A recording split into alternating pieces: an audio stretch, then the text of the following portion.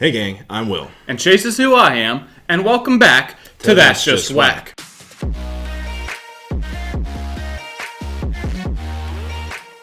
Five Nights at Freddy's. It was a movie that we just watched. And we're going to talk about it because both of us are fans of this franchise. Going forward, spoiler warning right now. Here we are. Hashtag spoiler alert! Anyway, the movie. Let's talk about it. Out of 100. 100? That's how you rank movies. 1 out of 100, right? 10. Then why is the tomato meter 1 to 100? Because Rotten Tomatoes is weird. That's true. If I were to give it a score out of 100, I'd probably give it... I could be convinced of an 87, but I was thinking an 83. So somewhere between there. Okay. Between 83 and 87. I mean, this really was the review of 87. It really was. I mean, that should tell you right off the bat. The movie was good. It was clearly... There was clearly care about the movie when... And, you know, we always kept saying, oh, it'll come out at some point. It got delayed again. Yep, directors leaving, actors switching around. It got handed between so many different studios, finally landing at Blumhouse. And they did a good job with it. Who always do a great job with their movie, even if it is a little funky of a concept like they have had recently. But, you know, just the, I think just talking about the story for real quick. Yeah. It was for a complicated franchise. Very complicated franchise. It was a very tightly written and consistent story. Right. The tone always felt right.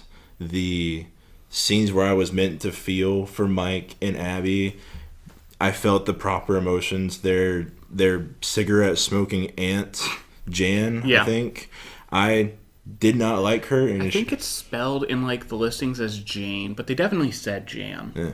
But when she was on screen and she was being horrible person. Yeah, I was like, I don't like this person. Right. You know? No, I definitely agree that like it was very well put together. Everybody who's in the FNAF verse knows that the lore is very messy and complicated. That's why there are millions of theory videos out there. What we had in this movie, you can make theories about, but it's going to be side stuff. It's not the main plot, because the main plot was there. You could tell what was going on. And that was great, because you don't want to sit there watching a movie like, so what did that mean at the very end? Right. From a movie writing perspective, you don't want to alienate your audience. So going in, this is a movie for everyone. Right. These little side stuff that we can make theories on, that's clearly like the fans will be like, the thing. Sure. The thing. And then whereas people who haven't seen Golden Freddy. Yeah, people who haven't seen any FNAF stuff, like your parents that take you to see it, this is PG-13, they can watch it and still be like, I understand what happened. The basics of Mike needs a job. He has a sister named Abby. He goes to Steve Raglan. Is this where we're getting into our breakdown of how the movie went? I mean, it won't be much of a breakdown because it's just it's a very quick story to recap. So he goes to Steve Raglan. A man who is a career counselor. A supposed career counselor. Raglan's like, I've got a job. Yeah. But he doesn't want to take it. He's taking care of his sister, and he needs to be able to sleep because he's working through something called dream theory, trying to relive events that happened to him in his dreams so that he can remember something he suppressed. Right. Because his brother got kidnapped and taken away when he was a kid, and he wants to find out who did it. And he thinks he can remember it in his memories, but he needs to be able to sleep, so he can't take night jobs. Well, it turns out the job Raglan's offering him... It's a night job. It's a night job. He takes the night job, and, you know, it's pretty easy at first, like most jobs. When you first get there, it's kind of, oh, this is nice, it's easy. I watch this little security training security guard at this old Chuck E. Cheese-esque place where he's super easy. Sitting down. Keep people out. Mike's a bit of a rough and tumble guy, as we see. He's should be good at keeping people out. Cutting back to the beginning, the scene of him assaulting the guy in the mall was uncharacteristically funny to me. I get it, I understand, but man, he went ham on that dude. Oh yeah, I mean, it stems out of his own trauma, so it's understandable. Yeah. But it was still kind of funny. Bouncing back, we see that, the first couple nights are pretty easy. We see Aunt Jan is trying to, get Abby for, as Mike puts it, the monthly check, basically, trying to win over custody. And then we see that there's some underhanded tactics that Jan's trying to do to get Yes. Abby. She actually talks to Max, the babysitter, and her brother. Okay, is it Max or is it Mags? Like short for like Maggie. I thought it was Max. That's what I heard. I heard both. I thought I heard Mags, and then I thought I heard Max. So let us know in the comments below if I'm wrong. We can probably just Get check in the listings comments. on IMDb. No, get in the comments. If we're wrong, correct us, because the internet is a place for being wrong and being corrected by people. You got that right. So, Jan and her lawyer, I think that's a lawyer, Doug. We know his name's Doug. What a guy. Poor guy, Doug. Is sitting there talking to Max and her brother, trying to get them to give up some information on Mike. Turns out the only reason she's babysitting for him is because Jan is paying her to dig up dirt on Mike, so she has evidence to use in court to take Abby away from her. I don't know if this underhanded tactic would actually hold up in court. It's not legally. Given Doug was literally like, I know this is wrong. He very much said, I shouldn't be here. I shouldn't be listening to any of this, because he understands that evidence is not admissible in court because it was not legally obtained. Right. And either way, Jan's using underhanded tactics. Don't like Jan. But then we see on the day in which the gang, they're going to rough up the... Max, her brother, and a couple of guys they brought along. They were gonna head rough out it to up. Freddy's. And then, of course, we see that the ghost children start popping up and, SpaghettiOs. They get got. Right. And they get got good. I mean... Shout outs to the one guy in our theater who we've already given you the spoiler warning. The last one to go down is Max. She climbs halfway into Freddy because she sees the ghost arm in there and bam, chopped in half. Was it the bite of 87? Was that the bite of 87? Oh, it's so good. I felt like he saw it a night before and just wanted to go back to do that. I liked that guy. He was so funny. But no, this movie was like I said, was tightly written after the bite of 87 incident. Mm-hmm. We see that Mike and Abby show up, but Vanessa, who's been helping Mike out this entire time, be like, hey, I know things. She comes in on night 2. She's like, she's screaming, I'm sus, but also like, you want to like hang out? Maybe, She specifically tells him that she's a registered whatever, which means that if he has heart troubles, he can come to her. She also asks him to dance. She does ask him to dance. Under the romantic song of Freddy in the game. But she definitely knows something, and so we're wondering what's up with her. By around the time night 3 hits, Max is gone. Yep. Mike can't get a hold of her, so now he's got to bring Abby in. Vanessa isn't there that night, though she does come in Wednesday morning, because if you didn't know, this movie is very well put together. We see play out in the film 5 nights at Freddy's. Yes, literally 5 nights he goes into work there and that's it. Actually incredibly well done. I loved that part. But on the 3rd day, before he goes into work, she comes over to his work, says, hey, some people broke in. We need to talk about what's going on with you and why you're falling asleep at work and why you have these drugs that they found. And he's like, yeah, I'm trying to do this dream thing so I can find my brother. And she's like, nope, I get it. I understand. You don't need these pills anymore. Litters, throws them into the river right there. Arrest that woman. And then walks off and basically says, do better. And she really did pull a Sam Wilson Captain America and said, be better. It wasn't that bad, though.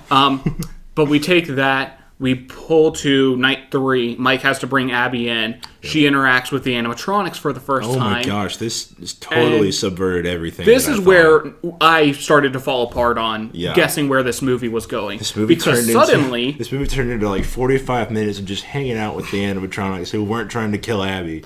Freddy literally is about to like hurt Mike because he's trying to take Abby, and then he literally does like when Abby's like, yo, he's cool. I'm like, Freddy just kind of literally almost gives him like a head nod of like, all right, sounds good. All right. So we see them hang out for a little while before we get to night 4, where Mike finds out that the kids want Abby. Yeah. They want to make Abby like them. Basically, dead and stuffed inside a suit.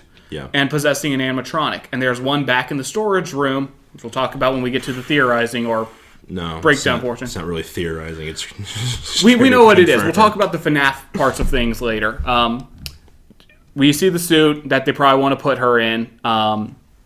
And Abby has to run, get out of there. Mike's got to basically fight his way out. And Vanessa's also here this night. Yeah. And finally gives Mike the breakdown, because Mike gets knocked out on night 4. Yeah. And is not there anymore. Abby ends up leaving, going back home, because I think... Because it's day 5, she wakes up with Jan there. Because that's when she comes back that day.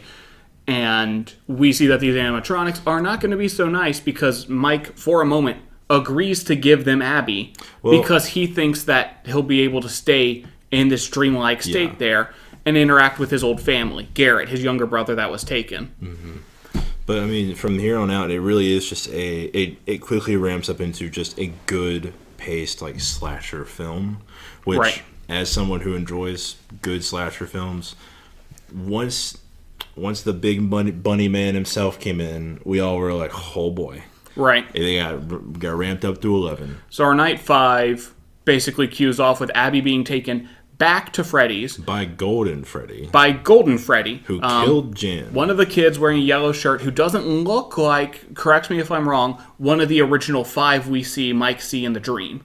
So there's this extra kid, it looks like, kills Jan, suggests Abby come back to Freddy, but the costume we see, though it has physical weight and affects the taxi, is not real. It was bigger than because Freddy. It just disappears.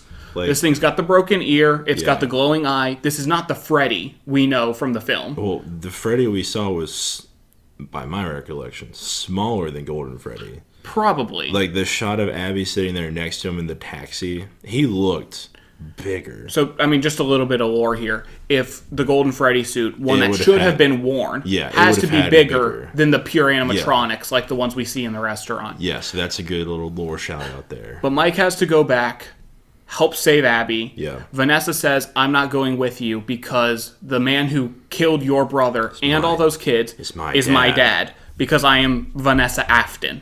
My dad is William Afton, and we need to... I won't be able to do anything against him. Yeah. And so we see Mike go in. They are fighting a losing battle. He's able to take down a few of the animatronics and barely save Abby in time. But when Big Bad Bunny Man shows up, William Afton in the suit, it's Mike, Abby, and then on the other side, Afton and Foxy. Mm-hmm. Foxy suddenly gets taken out as Vanessa shows up. Now it's a 3-1 battle. We should have a winning situation here, but Afton's no slouch. Golly, he threw. He lays a beat down on Mike. He yeeted Mike like it was no issue. I think he's juicing up on that remnant. Probably a little bit. So we take this scene, Afton's beat down, Mike comes into play, and Afton, because he's got this psychic connection to the animatronics, the same way that Abby kind of does. Yeah, it was He basically commands the spirits, get back up, attack. And I really like that, because I don't remember that being it. The games always made it out as like, you kind of look like Afton, so we're going to kill you. I liked this approach of like, they got it wrong because they're children. Right. With their...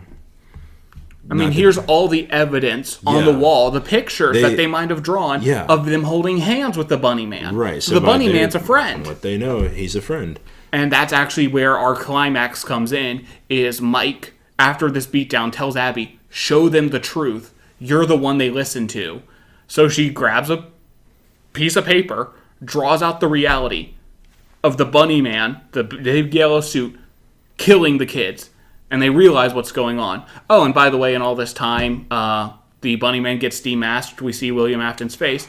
Hey, surprise, surprise. It's Steve Raglan. Who would have guessed? And, of course, he gets his famous line in before he... because the animatronics sick on him. They go ham. They really... Honestly, okay, they honestly don't. They just kind of... Chica throws the cupcake at him, it bites in, and then activates the spring lock. And they just kind of look on. Extremely game-accurate setup as we see the spring locks crunch into him as he falls to the floor, and he's twitching in the same way we see in the games, in the 8-bit mini-games. They really do just kind of watch him, and then he gets his famous line in of, I always come back. And, puts the head on, and gets dragged off to the back room. Yeah, where he should be. And...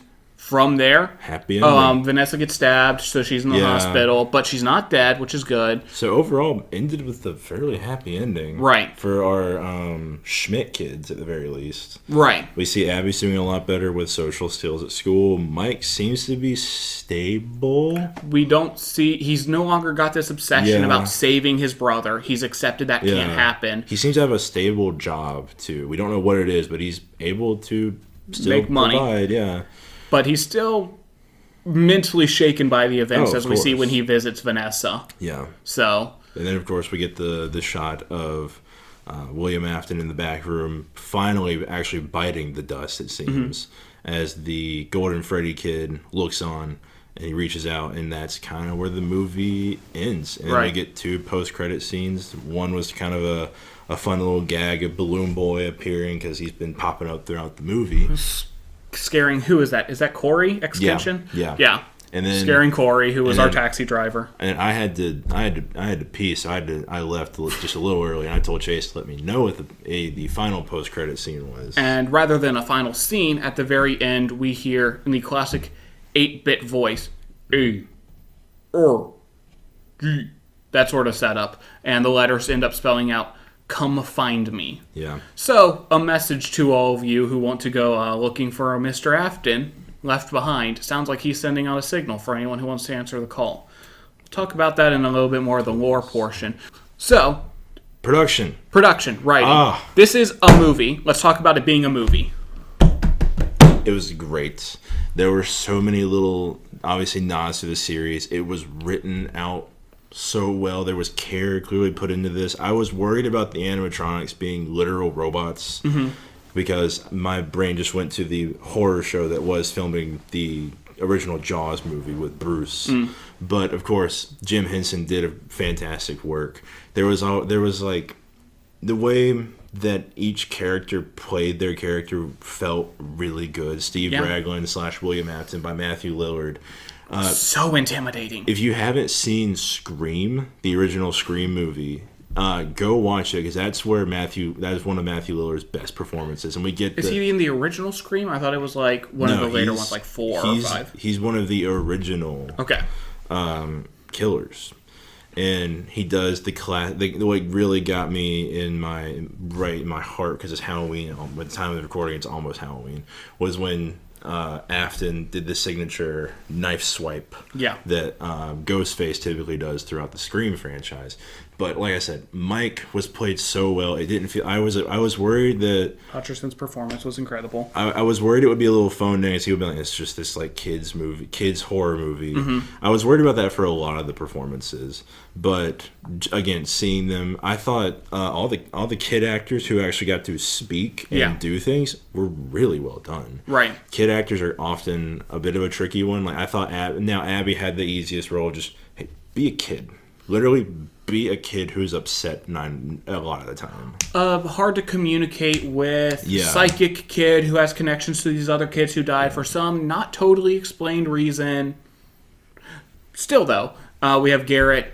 He did a great job in his role. I mean, I don't know the names of all the actors for the kids, but and then Golden Freddy kid was probably the best child performance in this movie, being very creepy when he needed to be.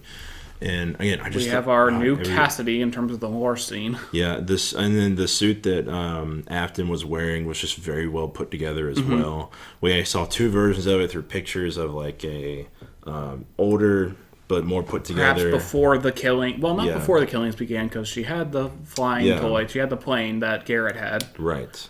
And so we see like the actual put together version, and we see the more decrepit version. The practical effects we see throughout the movie, like the spring locks locking in, everything was good. This movie could have been done with CGI, and it probably would have looked awful. Let's be real. Yeah. But this movie was done with actual like practical effects, which as a movie goer, I love that. And there was actual like big problem I have with CGI. Doesn't feel like weighty, if that makes sense.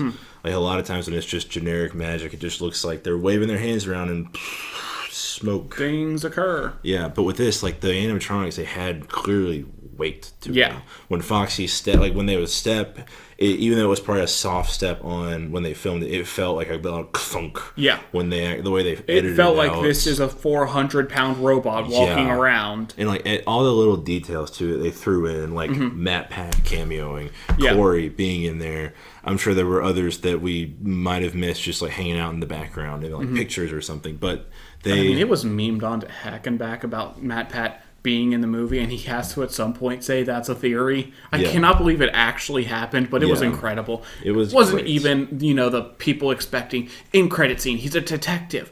What happened here? I'm not sure, but I have a theory.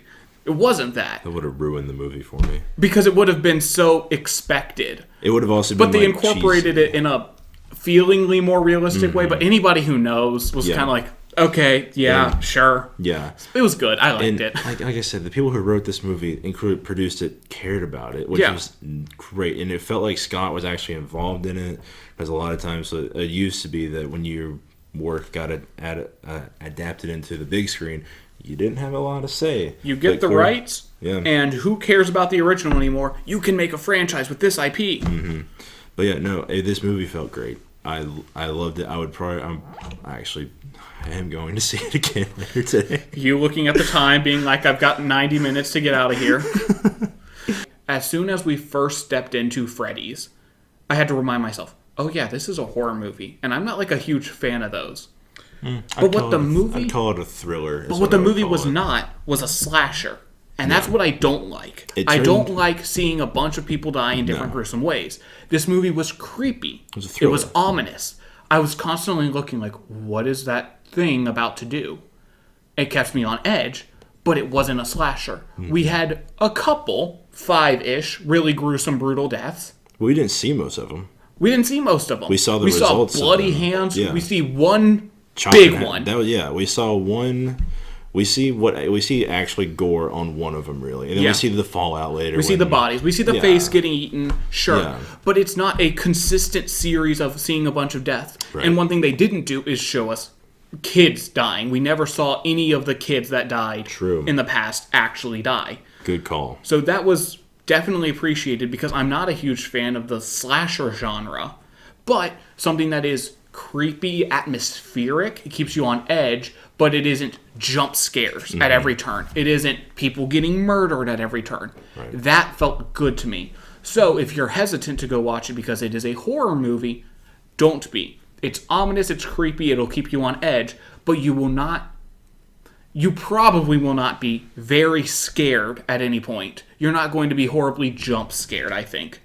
Unless it's Balloon Boy. Balloon Boy will horribly jump scare you, which is better than anyone else. Just like the animatronics are creepy, but they're not scary like they are in the games. They're creepy because if you know the lore, and then you watch them interacting with this child, you're on edge because you're like, when are they going to turn on the kid? Yeah. When they're like, just the way they were just looking and blinking, I was just like, oh, that creeps me out personally. So, now, of course, that was a movie we watched. A good movie. Yep. I enjoyed it. But we also should talk about how it was a FNAF movie. Yes. There's established FNAF lore, and now that this is an entry into that canonicity, we should probably talk about what was similar, what was different, because this doesn't exist on the same timeline as most of our core games. I think what this did, because Scott's been very upfront, I think if you go watch his interview with Daco, he says that there wasn't much of a story from entry to entry for a while. And so I think what this did is it let Scott sit down and say, what's the lore? What's the actual consistent story here? Because there was no way Blumhouse was going to be like, hey, you can't just mess around for a little bit for 3 movies. You know? Right. We need to know what's the timeline. And it does that well. We don't Exactly. Unless I just am dumb and I was born in the 90s and I don't understand what the tech was back then, because I was born in 98. We never really got this is the year that everything took place. Right. We know that we don't have... Things happened back in the 80s. That means we're at least in the 90s, but... The phones we saw told me we were in at least post Y2K, so maybe 2002. Probably around that time. Very much like the first game. This is just a very general, kids got murdered. A man stuffed them in a suit and now they haunt the suits, Right. and you are a security guard. I mean, so that's the thing, right? Yeah. Let's talk before it's a FNAF movie. This is a video game movie. Right. Video game movies have historically been tricky. Because you take an element that people like about video games, there's a story being told, and you are actively involved in it. Yeah. And now that you're making it a movie, you are no longer actively involved. Right. Basically, any video game movie before, I'd say, 2020 was at best okay. Nothing was really good, I would say. FNAF has a very complicated lore. No, yeah, it does. And I think that, like I was saying, they took the beginning point of what we know as the lore, Right. the first game, and maybe a little bit from before it, and they made it consistent. They made it easy to understand for both general audience and FNAF fans. But this is the difficulty with FNAF. If you stuck to just the first game, you'd have nothing. There is hidden papers about 5 kids that went missing, and you start to piece together the puzzles about 5 animatronics in the game, and you realize, whoa, those kids got killed in this restaurant and were probably stuffed in those suits. Yeah. That's what you have. You don't have names except for one paycheck. You don't have Afton. You don't have Springtrap. You don't have Yellow Bunny Suit. Yeah. You don't have names for the kids that have died. You have an idea for who you're playing as, but all that ends up getting changed as FNAF lore continues and grows. So you couldn't just do the first movie on the first game. So they had to expand a bit and pull in some stuff to help explain. So here's William Afton. He came starting from the books, but he was pulled into the story, the lore of the game, starting around the third game, FNAF 3, and definitely by 4. And then you have Vanessa, who's not the Vanessa we see in Security Breach, but utilizing the same name and connections to William Afton. So it did a really good job of, let's aim for the first game. Let's aim for these as our main animatronics. Classic Freddy, Chica, Bonnie, Foxy. It did, let's do classic, but let's also throw in actual story. Right. And let's actually pull as little story as we need to from beyond. Right. We need to pull in William Afton is the killer and he uses the yellow bunny suit. Yeah. We need to pull in a supporting cast member who's connected to Afton. But they didn't pull in Circus Baby's Pizza World. They didn't pull in there's code that has Afton's brain uploaded into it and it starts to corrupt people. They didn't pull in Fazgoo. I hope we don't do any of that.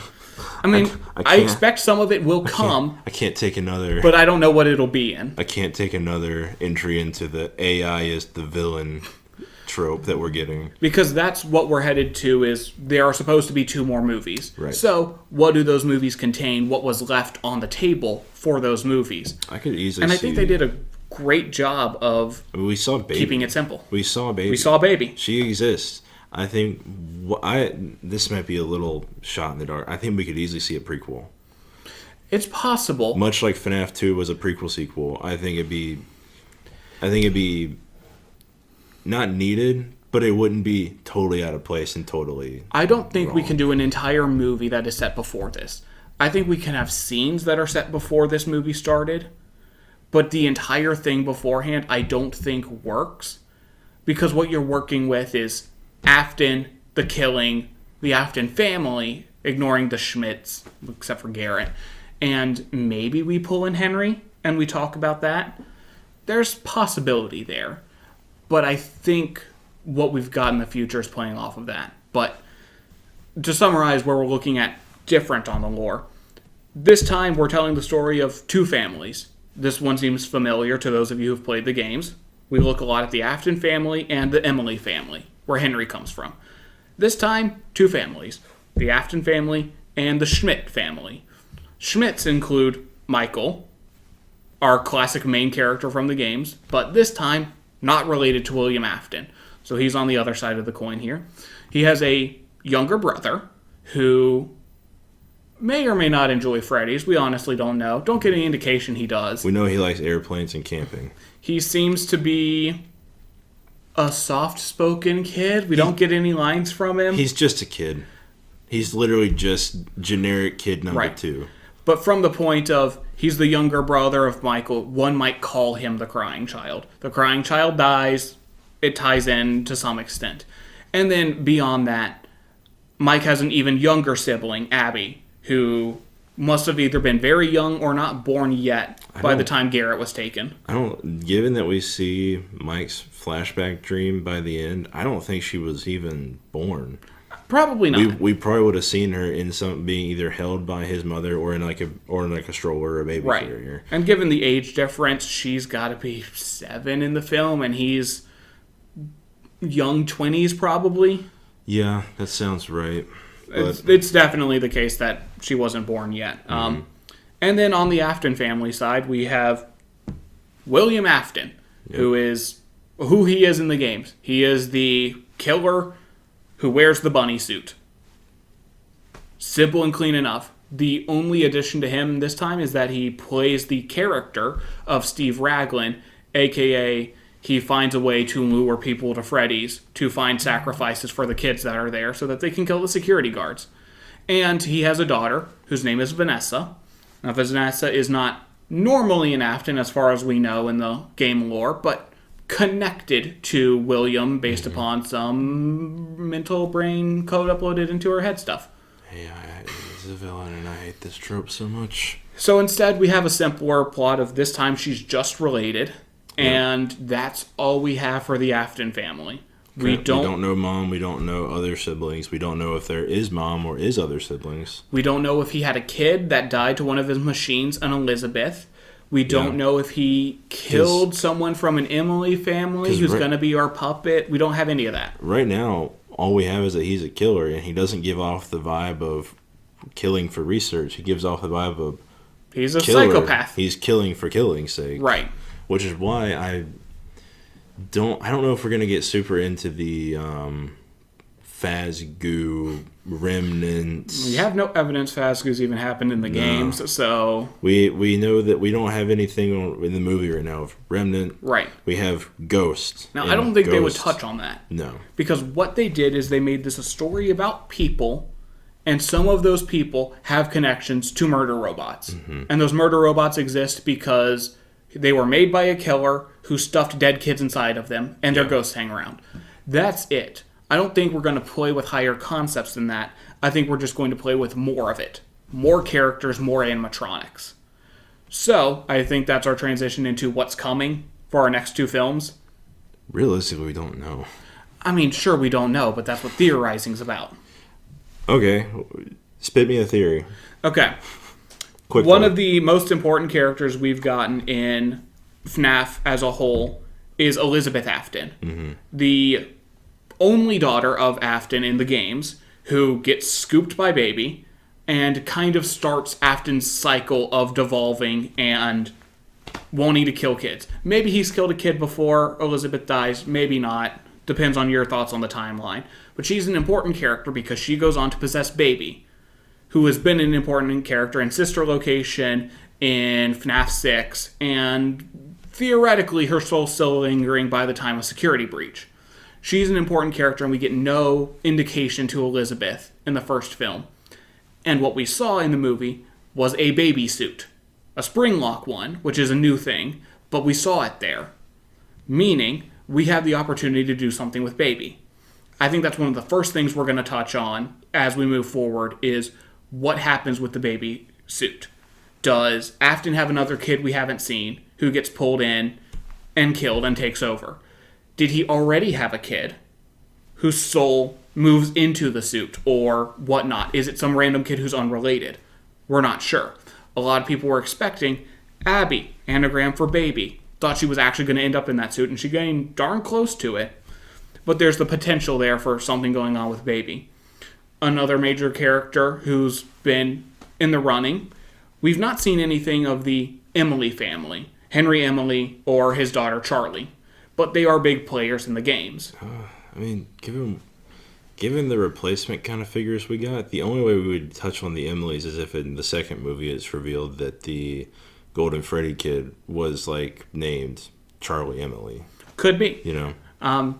So we don't have anything there for what the Emilys are doing, but Charlie goes on to possess the puppet. And the puppet is a very notable character because she is our force of good, basically. She's the primary animatronic who is constantly battling against Afton from an outside perspective. And then the final thing, who we actually got some of, is Cassidy, the one you should not have killed, who goes on to possess half of Golden Freddy. Sorry for all the theorists out there who thought Garrett was going to be in that Golden Freddy suit and helpful. The kid we see who's in there is our stand-in for Cassidy. This blonde boy is now the one you should not have killed, because he is easily the most cruel of the kids in there, as we see him watch as Afton struggles and dies in the back room. Presumably, given ghost abilities, powers, whatever, he's the one keeping Afton alive, stopping him from dying, because we know we're going to let him sit there, be tortured for however long until a sequel comes up. So we have the torturer, Cassidy, whatever the kid's name is in play already. Nothing about the Emilys, but if you want to go forward, starting with FNAF 2 in the games, the puppet became a big deal and has been since. And we know Vanessa's not on Afton's side. So if somebody's freeing Afton, which of those players in the games are most likely to come back in the movies to do that? We've already seen the baby suit. And Elizabeth is Daddy's girl. She will help her dad. We see it time and again in the games. So I'm pretty sure that's what we're getting for the second film, is Elizabeth, in the form of baby or not, seeks out her dad. He left her a message at the end. Come find me. That's who I think that's for, is Elizabeth. And I'm pretty sure that that's about all we can really talk about right now without rewatching the movie and pausing it every 2 minutes or 2 seconds to... I hear it's on Peacock. It is on Peacock. So if you haven't gone and seen it yet, why'd you watch this whole video? Seriously. That was a weird thing to do. You might even say that that's just whack. Come on, man. We'll see you next time.